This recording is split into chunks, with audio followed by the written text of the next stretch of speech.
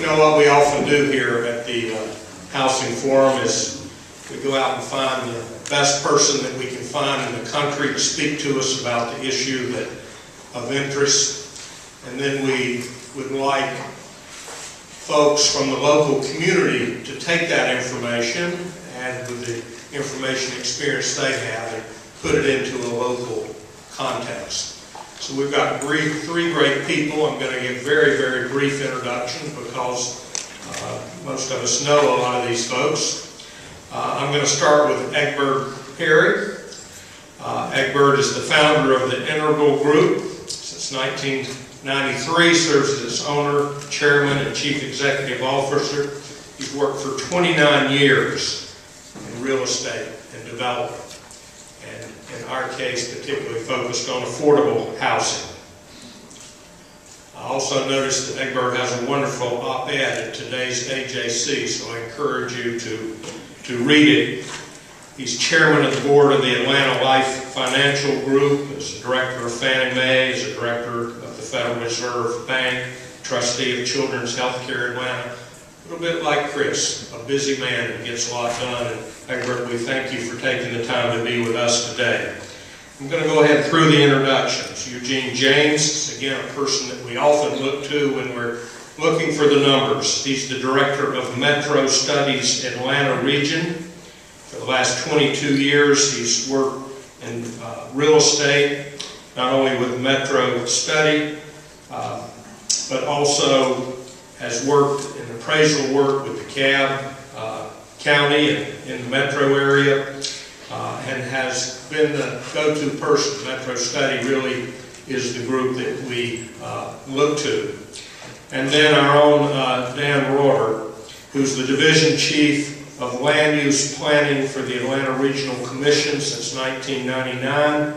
He's responsible for comprehensive planning duties under the Georgia Planning Act, including Plan 240, review of local comprehensive plans. And Dan, Chris said our zoning and planning is not up to date. We might speak to that. Livable centers, development of regional impact, DRI, and then of course is the host of the Housing Forum here. So Dan plays many, many important roles in our region. We didn't agree who was going to be up first, but who would like to begin? Egbert? You want to go in order? So what would you like me to respond to? You've got the floor for a few minutes. Well, I would say this is very difficult certainly for me, but maybe for the other two as well. There's absolutely nothing left to say after Chris is finished. Chris, that was absolutely outstanding. Obviously, I do a lot of development in urban centers, and the thing that's clear to me, we're seeing some of what Chris talked about play out in real life. So you see it in the numbers, but it is what developers are experiencing. So all of I think the taste buds of the American population has really changed, in part because of transportation challenges. The idea of drive till you can afford is gone. I would say things like, if you are planning to develop, you now need to be much more conscious about what economic engine you're hooking up to, because just building out is responding to a population. But at the same time, it's a new experience for developers, certainly in the Southeast. In the Northeast, people have been developing in urban centers for quite a while. We do a nice urban development in this area, and we just walked on water. Well, it's because in the Southeast, we are just migrating from living in these 3/4 acre lots, and now having to deal with the fact that the world is changing. And the next generation, thank God, is much more conscious about quality of life choices, and they want different things. They want instant gratification, so everything has to be right there. And so it makes for the move to more densely developed areas in urban centers. And I think that's good for us. We start destroying as much of the environment when we start leveraging our infrastructure that way. So the mix density, around transit, with a lot of choice, and putting it close to where amenities and infrastructure already exist is really the product, the dominant product of the future. And I think Chris's slide sort of made that clear, and you can see why it's happening as opposed to having a big question mark about what's really going on. Thank you, Egbert. Eugene? Well, once again, I too thought it was an absolutely phenomenal presentation. It's kind of hard to disagree overall with what we just saw. I think I'll try to take a slightly opposing view to some degree on some things that we covered. Clearly, we've been through a horrible housing market here in Atlanta and throughout the country over the past 4 or 5 years, but we've reached a point right now where things are starting to recover, and recovery is taking place, first and foremost perhaps in the closer end markets, but I'm also seeing recovery occur in the areas that aren't so close into Metro Atlanta, such as North Fulton County, Forsyth County, scattered parts of Gwinnett, East Cobb. So it does make me wonder, well, are those areas included in your suburban, definition? There's something else that we've been tracking here during the downturn is the active adult communities, age 55 plus. Those communities here in Atlanta have been doing the best. Now they've slowed down as well, but what's fascinating to me is to see our best-selling subdivisions in Metro Atlanta are active adult, one's 50 miles north of Atlanta, and the other one's 50 miles south of Atlanta, and the most far out portions of Metro Atlanta, and yet those areas, those subdivisions have done the best. So sometimes I wonder, well, does location really matter for the seniors or the active adults? And I don't know if there's a way to respond to that, or just want to share that. Sure, go ahead. This is a very important niche market, and when I talk about broad trends, they are broad trends. You're going to always find exceptions to the rule. But there's one thing that really is happening, and that's the active community, over 55 community. My sense is that the baby boomers, when they start moving to these kinds of communities, their demand for these kinds of products will, on its own, change zoning codes. We are so large in number and so powerful at the voting box that we will demand new approaches to meet our different needs than we had in the past. In other words, the baby boomers will drag society into smart growth communities, into mixed use, mixed housing, walkable, transit accessible communities. Hasn't started yet, but my sense is that's where we're going to be ending up. Well, Chris did say there was problems with zoning, but he also said we'd be 110 burning down our homes. I'm a little scared to go after him, say anything.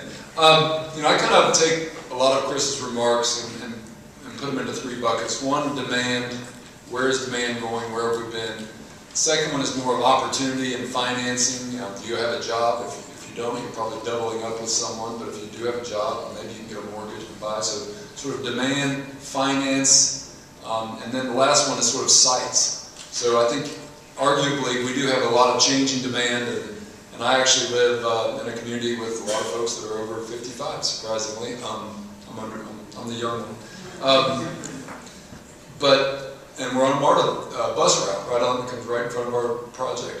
But so demand is absolutely dynamic and pretty complex right now. But in terms of sites, that's really the part, where in Metro Atlanta do we have available locations for development that's zoned? And then, so we can accommodate those changing preferences and that demand for more urban kinds of communities. And so just to real briefly just say, ARC and local governments and MARTA have been working a good bit, well, for 40 years. We actually had transit-oriented plans for every MARTA station back in the early 70s, and we are still doing a lot of that work. And I would say today we have what I call the 12, or roughly a dozen MARTA stations that need a lot of love. They're existing built facilities. I say, if you wanted to build a MARTA station today, let's just say it costs $100 million, because I have no idea what it costs to build the East Lake MARTA station. But in any event, we've got a dozen MARTA stations that absolutely are ready for more urban development around that station on MARTA property, on adjacent property. So we've got a lot of opportunity just around MARTA stations, but then even places that are inside 285 or even places outside 285. 80% of our jobs are in the 5 core counties: Fulton, DeKalb, Cobb, Clayton, Gwinnett. So absolutely, when you look across those counties, we've got places that are accessible to transit or to jobs that we should be focusing on. And in terms of zoning, absolutely the last decade, or since 1995, I tell people that smart growth was invented roughly in 1995. We've seen lots of good zoning changes.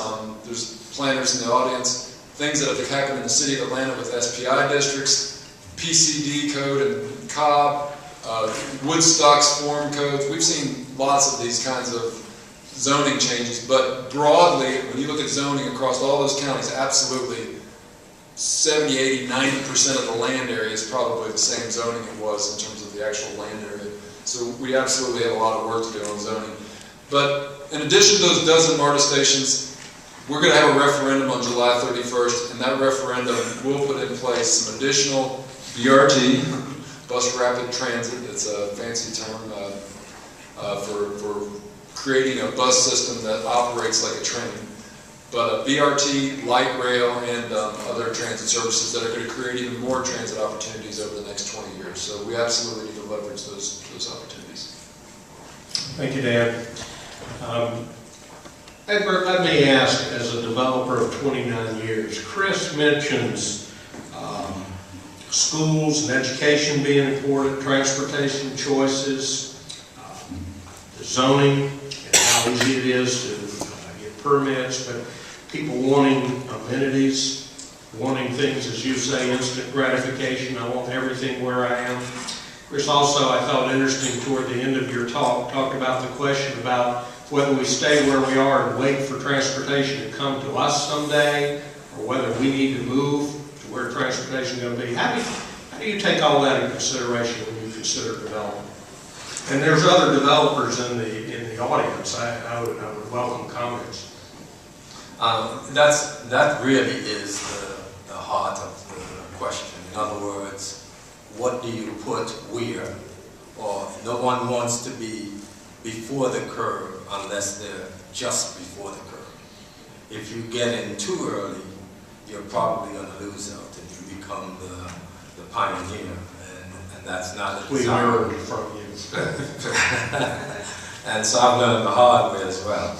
I would say that the thing that's probably the most, and Dan touched on it, he talked about finance. The reality is the infrastructure costs are too much for any single private development to bear. Most infrastructure investment in rail or the things that are at the fabric of quality of life of communities, schools, etc., those are public investments. And the question is, how do you get public-private partnerships to come together to address all of the ingredients necessary to create healthy and sustainable communities? And there's not a lot of experience doing that. And Georgia is, in some respects, way behind. I don't know where it ranks in states in that regard, but I would have to guess that it's in the bottom 5 or 10%. Because we have not historically had any private collaboration between the infrastructure agencies like the Department of Transportation and so on. As you know, and you saw in the article this morning, or the op-ed piece, we're working on the multimodal passenger terminal. That's the first public-private partnership of its kind. Well, there are a lot of states across the country that have done that hundreds of times. And so you look at places like DC, they have long since learned to leverage some of that public investment. And I will say there's always the missing statement until it gets put on the table and everybody sort of nods and says, yeah, but we don't really want to touch it. There's a reason MARTA stations are not well developed around. It's all about race and class. So you see the numbers up there, and that's true as national trends, regional trends, etc. But developers have to live in the real world, on the ground, with the dynamics that they encounter every day. And Atlanta, metropolitan Atlanta, is built, all of the behavior, 90% of the behavior is built around race and class. So the good news is, when you have high gas prices, transportation challenges, the economy crashes, etc., maybe I'm not so classist or so racist after all. And so we're kind of getting there, and that will change. So that's something I wanted to put on the table. The other thing is on the finance piece. In much the same way that development has mirrored single-use zoning for the last 40 or 50 years, and our zoning codes reflect that, behavioral patterns reflect that, so does financing. So if you go to a financial institution to raise money to do a mixed-use development, they know how to finance multifamily rental, they know how to finance single family, or they know how to finance retail, or office, or hospitality. But if you're talking about a mixed-use development, they're really not that prepared for that. So the banks aren't aligned to support this new change in direction either. So this is a learning process, and all the players are learning on the job, and that's really what's playing out. So we look for places that already have things that we can leverage that make up quality of life. And the schools, I will respond to in a later question because I know I've been talking for quite a while, but that is truly, to me, if not in the top two, it may be number three, because it's at the top of the list of things that will dictate how development happens, and certainly which regions across the country will thrive. And we're not in good shape in that regard right now. Eugene, I see you nodding your head. Is that?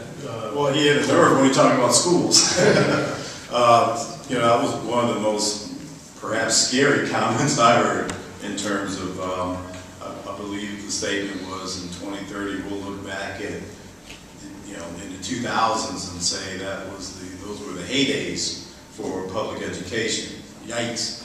I only hope that you're wrong in that regard. And I have seen, it seems as though I'm experiencing or witnessing perhaps more effort by local school officials today to try to do something to make area schools better. I hope that trend continues. There's certainly no silver bullet to fix the problem. I can only hope and pray that our schools continue in an upward trajectory. I am watching, perhaps because of the downturn, we are seeing more people pull their kids out of private schools right now and placing them into public schools, and I don't think that trend will all of a sudden reverse itself and go the other way.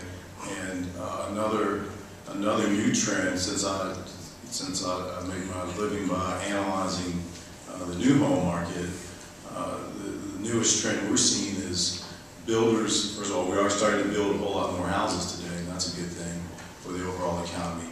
But builders are paying far more attention to specific school attendance zones today, perhaps than ever before. That has a lot to do with the fact that people are watching their pennies and nickels a whole lot more closely and prefer, if at all possible, to send their kids to public schools instead of private schools. So I don't know if you want to share additional thoughts or comments about that.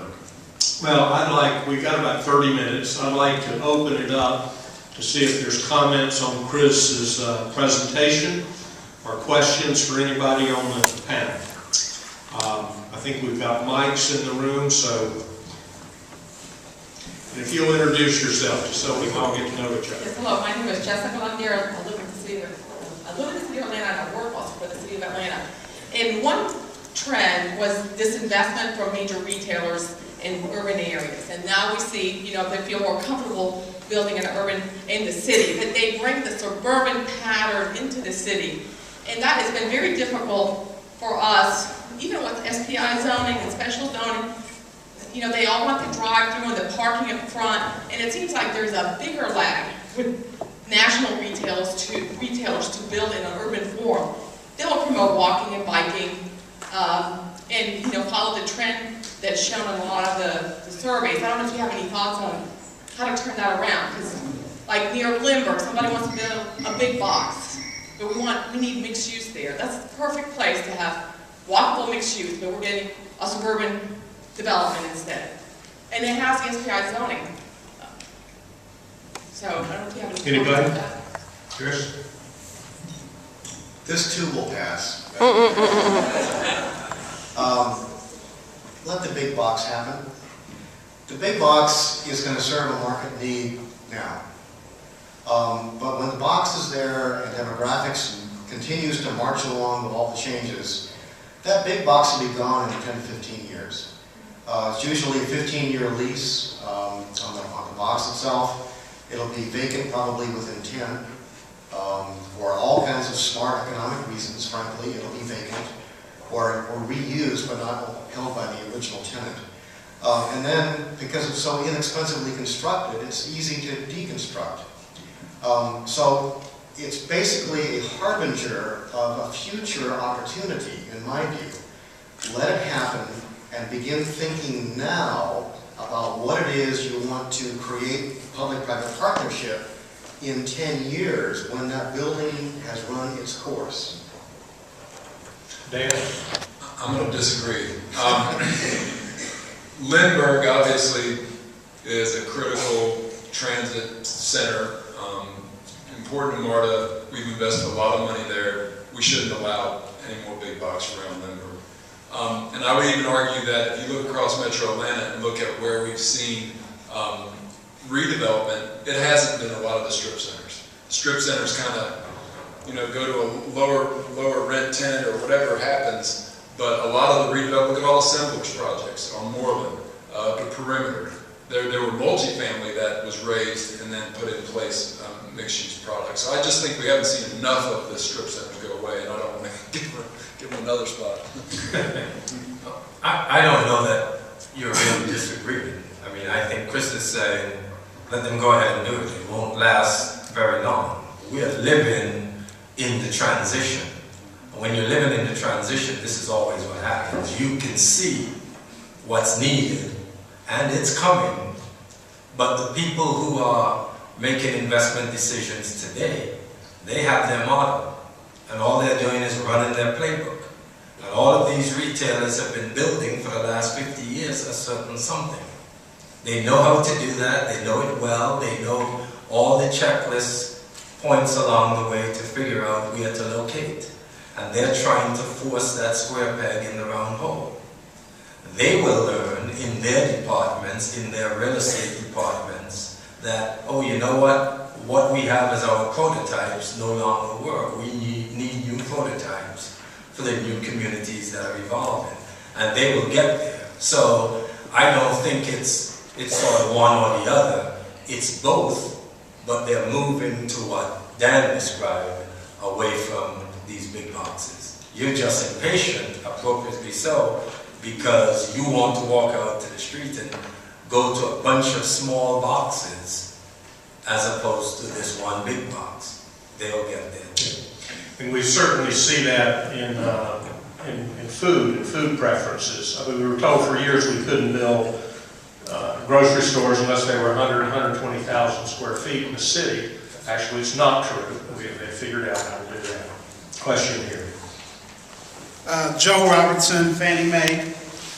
And this is a purely selfish question, as you can imagine.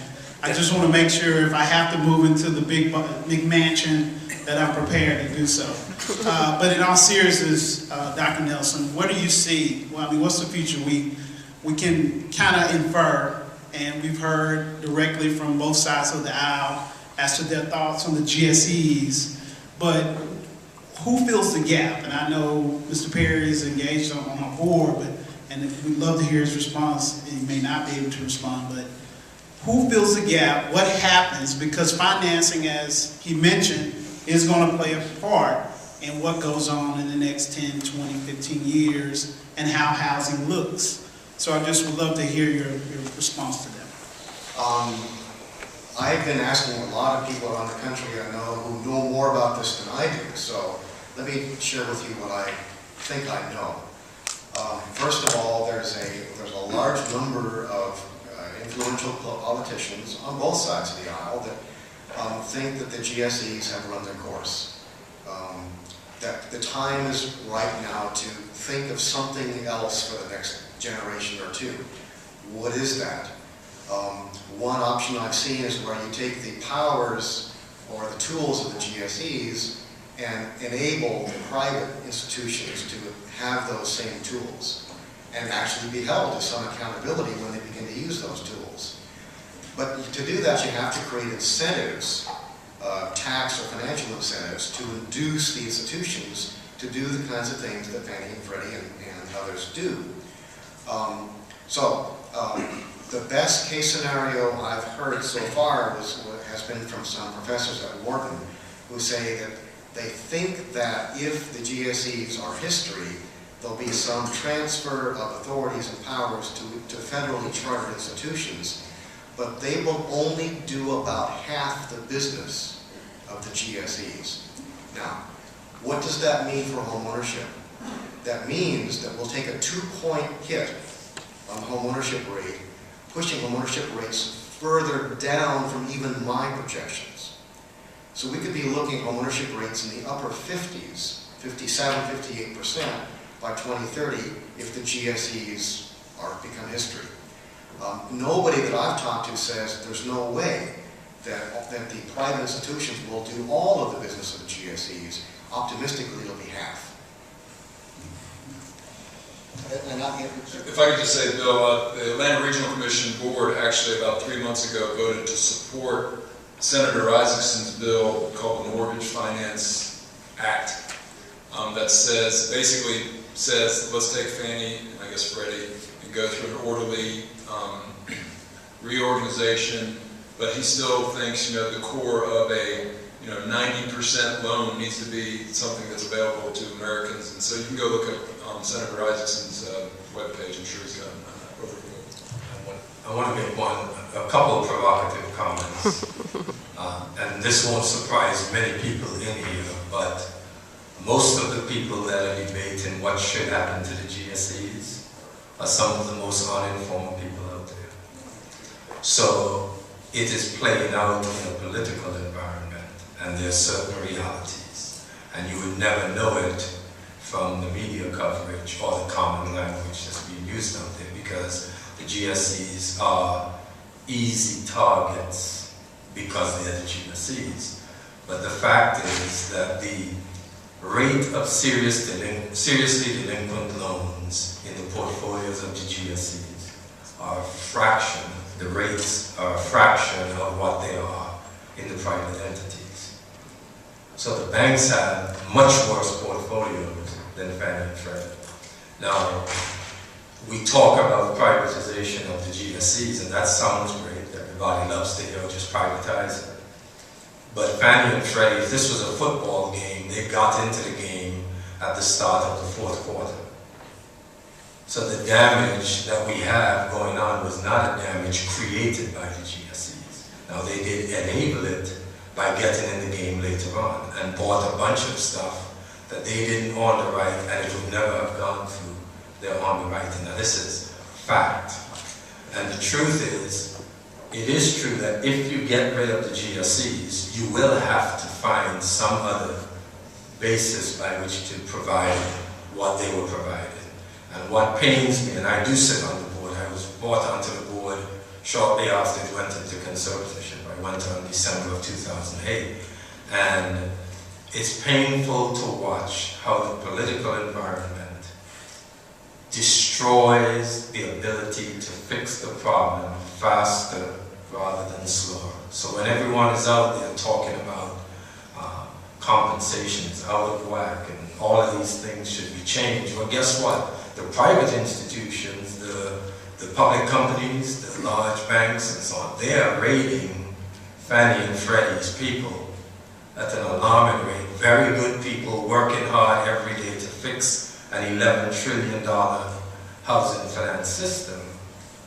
And while everybody is vilifying the employees at Fannie and Freddie, and by the way, the leadership, 90% of that leadership is brand new. They weren't in those leadership positions and caused the problem. They're actually fixing the problem. But you're trying to fix this while the rug is being pulled out. So the political environment is really one of the single biggest problems we have in trying to do things in an orderly, logical, rational way. And so, you're with Fannie, let me tell you, I didn't have a big perspective going in. I have a great amount of appreciation and admiration for people who go to work every day at Fannie and Freddie just to be called everything except child of God. They're called scum of the earth, etc., etc. And if you let the political environment dictate what's happening out there by what they say, you would think that these are just some horrible human beings out there, when in fact, they're doing all of us a tremendous service. Hey, it's talking about you, Joe. I'm gonna mention something else that I'm even more worried about than the GSE's going, and that's what's called the Qualified Residential Mortgage Rule, the QRM, or what I would call SQUIRM. Under the rule, I don't think it's been implemented yet. It's still under debate. But one piece of that rule would have, as I understand it, federally chartered banks, as a matter of routine, require a minimum 20% down on home mortgages. Well, you know, we used to do that, 20% down. So I went to the American Housing Survey, and I looked up a table and discovered that 2/3 of all American households that bought a home paid less than 20% down for their homes. 2/3 put less than 20% down on the homes they own. You can get rid of Fannie and Freddie and take a hit on home ownership rates, but if the QRM goes in or the SQUIRM goes in, with this rule, we're going to see home ownership rates tumble even further. And of course, if home ownership rates tumble and home building slows down, that slows down the entire U.S. economy, which means even fewer jobs. So I'm for Freddie and Fannie and the GSEs personally staying in the game, and I think they do. I too believe they do more good than harm for our country. All right, this is about 15 minutes out when the clock starts ticking. Everybody decides they've got a comment. I see this person's already standing up before I called on him. And I see about 5 people with their hands up. So I'd like more succinct questions. And for the panelists, more succinct answers so we can get as much in as we can. Yes, sir. Yes, thank you. Along the same... And you are?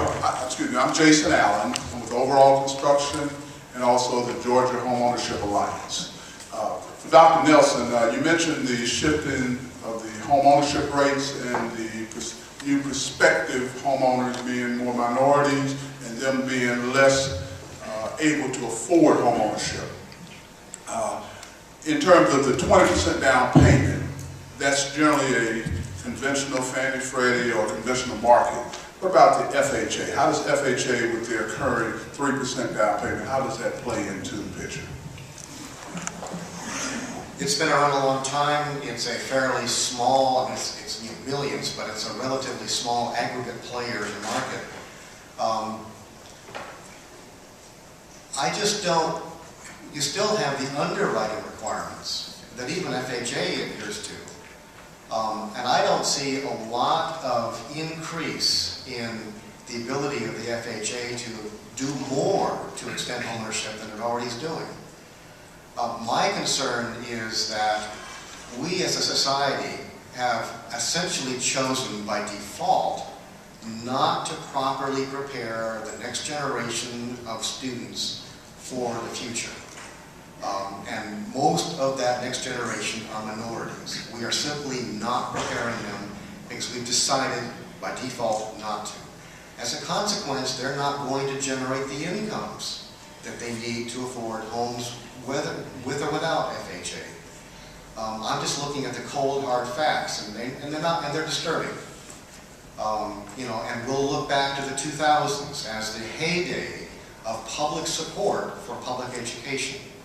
Look around the country, look around the metropolitan area here, and I don't see the public's commitment to put the real money that we need into education to generate the kinds of talent that we need to be globally competitive by 2030, and therefore generate the incomes we need to have the future generation earn for our society's benefit. It's not going to happen. It's unfortunate. Question right here, then one over here. Go ahead. Thank you. I'm Bruce Gunter with Progressive Redevelopment. I want to ask you a slightly tangential question about jobs. Obviously, it's a huge driver of the housing market, and it's not necessarily connected to where this good vision of how we grow in the future plays out. I think in Atlanta, as we realized, the double whammy of the housing market declining, and then we realized we weren't having the job growth, and the jobs we were having were very low. They were low-paying jobs.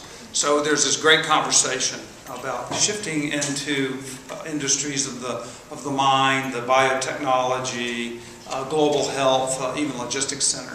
Can you care to prognosticate about, particularly in Atlanta, about maybe where jobs will grow, and not also just the sector, but also the location? Because if they're growing in the suburbs, how is that going to impact the location of the housing? Thank you. To be a little honest, I don't track the jobs as much as I would like to, even though one of my fields is economic development. My sense is clearly the big fields around the country in the metropolitan area are in medical care, biomedical, high technology. We're seeing the Atlanta area has actually done very well nationally by national comparisons in these job areas. And they tend to be sort of inside or around the perimeter, so they tend to be closer in. So I think we'll just continue to see those trends. Every so often, the Department of Labor generates its occupational outlook. It does so for the nation, and also you can disaggregate it down to metropolitan areas. I haven't looked at that lately, but I just recommend anybody go online and look for U.S. Department of Labor occupational outlook, and you'll find sort of the next 10-year trends for jobs. But what I do pay attention to are things like wages, aggregate wages, per capita income, everything else. We ended the 2000s with lower per capita income in real terms than we started the 2000s. The people I talk to and the things I read tell me that we'll end this decade probably with flat, if not even lower per capita income in 2020 than 2010. That's going to have an effect on home ownership rates as well. Some people call me Dr. Gloom. Other people call me Dr. Doom. Well, one thing I was going to say about jobs that I think Eugene can say it better, is that we actually did add jobs last year in Metro Atlanta. You want to say something about that? Yeah, sure. Over the past 22 months, the Atlanta region actually has gained jobs. Unfortunately, we didn't discover that we were actually creating jobs until mid-March, when the Department of Labor went back and revised their figures for 18 months. In my opinion, an awful lot of damage had been done to the Atlanta region since the headlines read for over a year's time that Atlanta was the worst MSA in the U.S. for jobs. And of course, that's changed for the positive, but you're not going to read about anything very positive in the media, since they make their living based off of making things sound as bad as they possibly can. We've all heard the saying, if it bleeds, it leads. But educating, interestingly, education and health led the job creators throughout the downturn here in Atlanta over the past couple of years. And it does appear that trend will continue with regards to job formations, primarily being in education and health.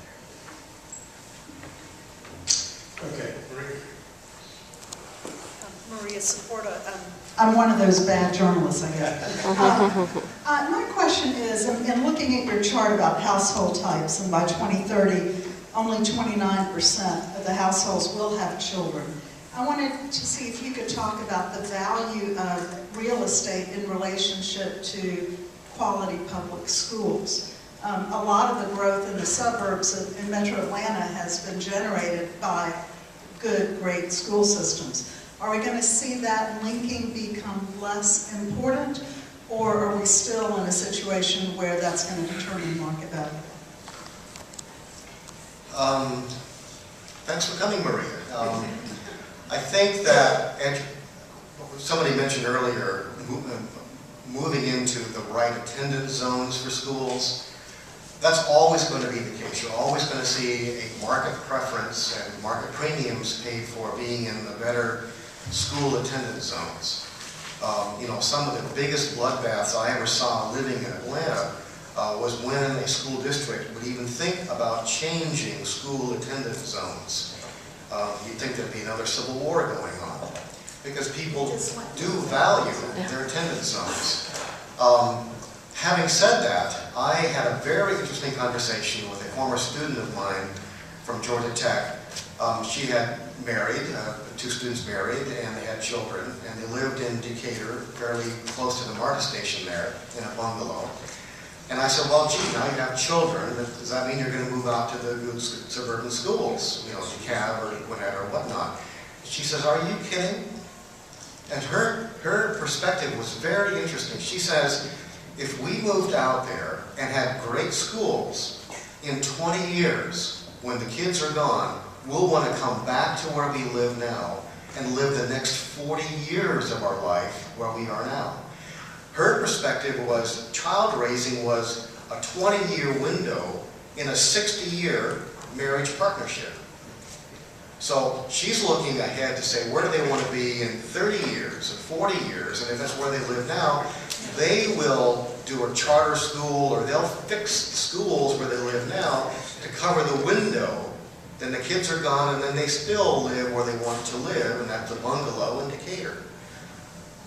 That was such an insight that I use that whenever I can, because this is the thinking of the next generation. Not all of them, maybe, if only a quarter of the next generation thinks this way, that's a sweeping change on choice patterns across metropolitan America. But Chris, Decatur has very good public schools. Yeah. But so how does that make your point? Maybe it's better because she and other people like her have made it better. This is 10 years ago when I talked about this. They've been good for years. Okay, well, that was her perspective. She said she didn't want to move to anything better school districts. Yeah. All right, I'm going to try to get a couple more questions in. The dynamic here is about 10 minutes out. We all got something to say. So I'm going to try to get a couple more. Let's hear, and then we'll come back here. Good morning. My name is Sharon Kelly. I'm the Director of Housing and Community Development with the Atlanta Urban League. Dr. Nelson, you are to be commended on your report this morning. I was particularly impressed, especially with the numbers concerning the national homeownership rate. And in a lot of the conversation that we're hearing right now, we're talking about things that actually totally impact that homeownership rate. One of the things that I'd like to see, and it was mentioned this morning about the organizations, the groups, the lenders coming together and focusing on a way to increase the national homeownership rate. That is also a tool that will help to slow down the foreclosure process, because I think that we can close that gap. The more people that can purchase homes, especially the homes that are being foreclosed. Foreclosure is inevitable for some people because of some economical factors that are beyond their control and the country has not fixed right now. But we can put some things in place to address increasing the national homeownership rate. And one of those would be education. And there are some things that are being worked right now. I would definitely need a copy of your presentation today. It represents where we're headed right now in our strategic plan. I have an event, and this is a plug for the Urban League right now, and all of the housing counseling agencies. There will be a national homeownership event, June the 30th. That's going to be the largest homebuyer education workshop ever held in the state of Georgia. We're expecting at least 250 first-time homebuyers to come out. If that happens, that will substantiate what you were saying about people want to purchase homes, people need to purchase homes, whether it's rental, whether it's homeownership. Thank you. Thank you. Right over here. Yes, hi, my name is Julianne Gresham Alexandrov. I'm a recent graduate in gerontology from Grinnell University in Gainesville. My whole outlook has been further opened up today about housing opportunities and what the lifestyle is going to be like for those of us who are aging. One thing that really struck my attention was the fact that by 2015, so many of these aging boomers are going to want to sell their homes. And what I'd like to call attention to, and also adding on to what your comment you just made about the people thinking now about aging 40 years ahead, how about addressing helping people stay in the homes so they're not going to have to sell? There is going to have to be some, of course, movement or the building of new communities to support those who have the means and want to move. But according to the AARP recent surveys, 90% of us who are aging want to stay in our own homes. So that's, to me, thinking, how about bringing community out? I mean, you made the comment about the MARTA, they want the community to come to them, but there's a lot of room for growth in that. And also my friend and neighbor Sandra brought up, what about the medical aspect? There's nothing really said about, none of us as we're aging want to think about, well, we're going to need more medical assistance, if you will. We're going to need not just medical, but other types of assistance. Transportation is one, but just kind of wanted to throw that out there. Aging in place. So. Point well taken. You want to say something briefly? Absolutely. That's an interesting and important area. Aging in place. There are two kinds of people who age in place. Those who want to and those who don't want to. Those who want to, by all means, age in place. But many, many millions of Americans will end up not being able to sell their homes, and they will age in place involuntarily. Now, one of the things we need to do to age in place, either voluntarily or involuntarily, is create the opportunities for other people to live in the same home so that person can indeed age in place. And that probably means converting many homes, many millions of homes into, or provide for in those homes, accessory dwelling units. So another family, another couple, another individual can be in the home and help that person, in fact, age in place. The trouble is most zoning codes in the U.S., and most of them in the metropolitan Atlanta area, do not allow accessory dwelling units. So we need to, and AARP is on this issue, we need to address the ADU issue big time and actually make it across-the-counter permitting, or rather than going through the planning commission process. Thank you. I know there's a lot of other folks who have comments and questions. I apologize we couldn't get to all of them today.